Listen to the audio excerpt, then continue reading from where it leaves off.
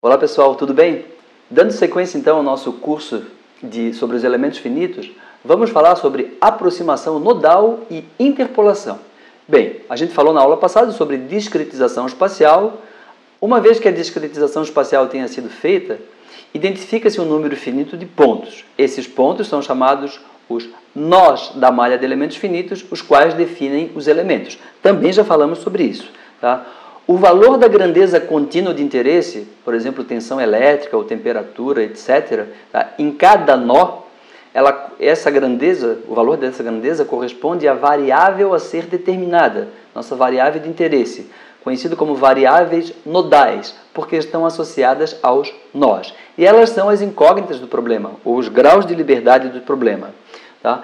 A grandeza contínua de interesse é aproximada em cada elemento, dentro de cada elemento, por um polinômio. E esse polinômio ele é definido usando os valores nodais da grandeza, os valores que essa grandeza assume em cada nó do elemento.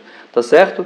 Um polinômio diferente é definido para cada elemento, mas os polinômios são escolhidos tal que a continuidade é mantida na fronteira entre elementos adjacentes. Eu vou explicar isso em detalhe na sequência. Tá?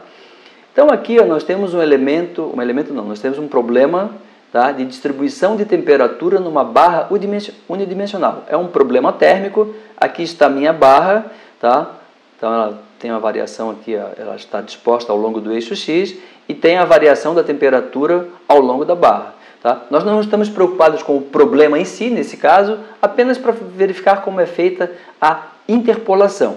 Então essa solução aqui, que está aqui em vermelho, seria a solução real, contínua, mas desconhecida, e essa solução aqui ela é representada por um número infinito de valores. Para cada valor de x, eu tenho uma temperatura correspondente, uma função completamente contínua e com infinitos pontos. Tá? Essa função temperatura em função de x, ela pode ser aproximada por valores discretos associados aos nós. Então aqui eu marquei 5 nós, 1, 2, 3, 4, 5 são os nós, e o valor da temperatura nesses 5 nós, em apenas 5 pontos. Aqui eu tenho infinitos pontos. Aqui eu tenho apenas 5 pontos, então eu tenho um modelo discreto da distribuição de temperatura. Tá? Então os nós são 1, 2, 3, 4, 5. Os valores nodais T1, T2, T3, T4 e T5. Tá certo? Então por enquanto eu defini apenas os nós, ainda não falei sobre os elementos. Algumas observações, tá? Como eu já tinha dito antes, os nós não precisam ser igualmente espaçados, de forma a obter uma melhor aproximação. Podem se concentrar mais nós nas regiões onde a grandeza de interesse, nesse caso a temperatura, varia mais rapidamente com a distância. Então, a malha mais densa, onde eu tenho mais interesse, preciso de uma precisão melhor, e uma malha menos densa nas regiões em que a grandeza de interesse varia menos. Tá certo? Obviamente, a distribuição de temperatura é desconhecida, tá? E o objetivo justamente é determinar os valores de T1, T2, T3, T4 e T5, obter os valores nodais. Tá? Para obter os valores nodais, esses valores devem ser ajustados de modo a se ter uma boa aproximação da distribuição real da temperatura. Esse ajuste ele é feito através da minimização de alguma grandeza associada ao problema físico. Por exemplo, minimização do erro médio quadrático entre a solução aproximada e a solução real. Isso a gente vai comentar depois, tá certo?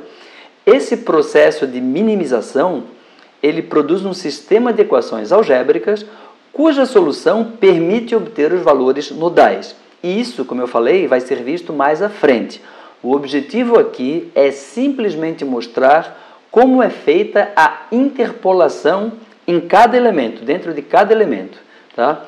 Então aqui eu peguei aquele mesmo problema e estou mostrando como eu posso fazer a divisão do domínio em elementos.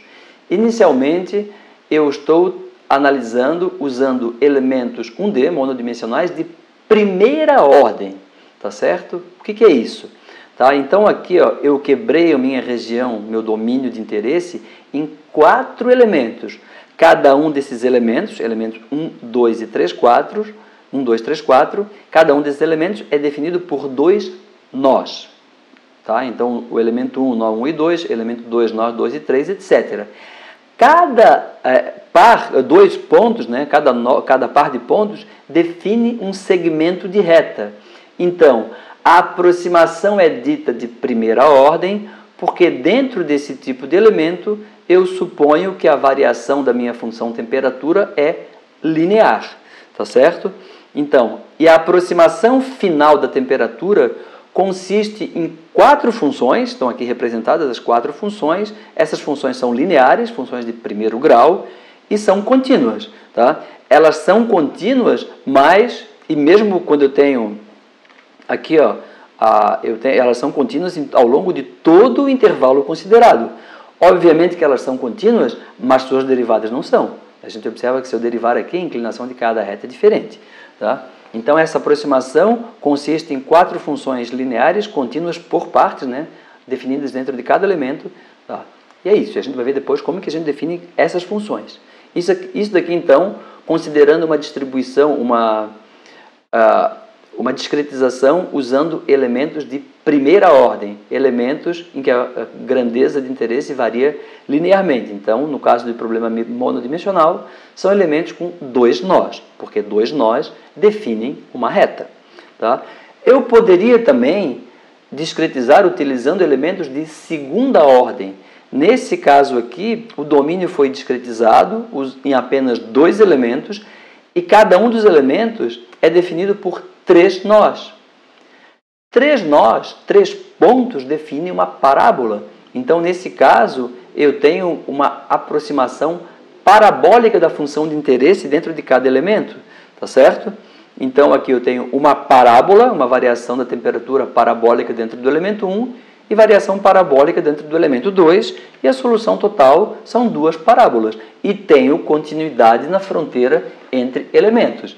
Aqui a gente já vê que o elemento de segunda ordem, ele permite uma aproximação mais suave do que o elemento de primeira ordem.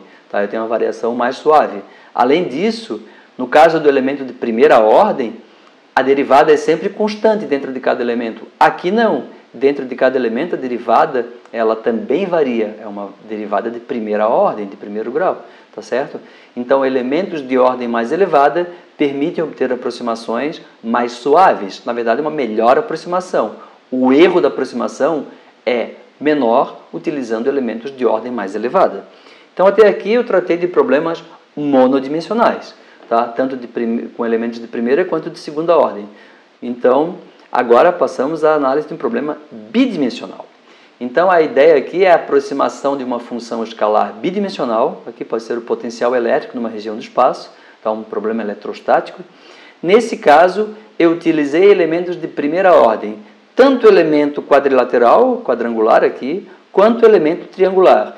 Então, o domínio de cálculo é o plano XY, problema 2D, função de 2 variáveis XY, e o que tem acima em vermelho é a representação da variação do potencial dentro do elemento.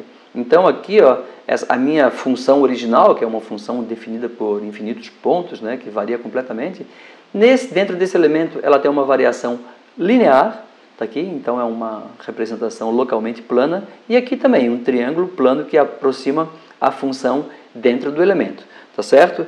Se eu pegar uma malha inteira, aqui está a malha, então a minha região de estudo, domínio de cálculo é o plano XY, aqui está a malha, eu tenho então, no caso aqui com triângulos, a aproximação da função utilizando planos, a aproximação de primeira ordem, tá? De primeiro grau. Tá? Mas eu posso também utilizar elementos de segunda ordem.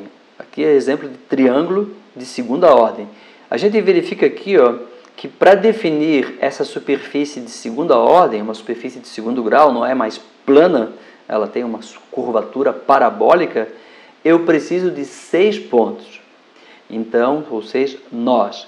O número de nós de um elemento está associado com o grau ou com a ordem da função de interpolação dentro do elemento.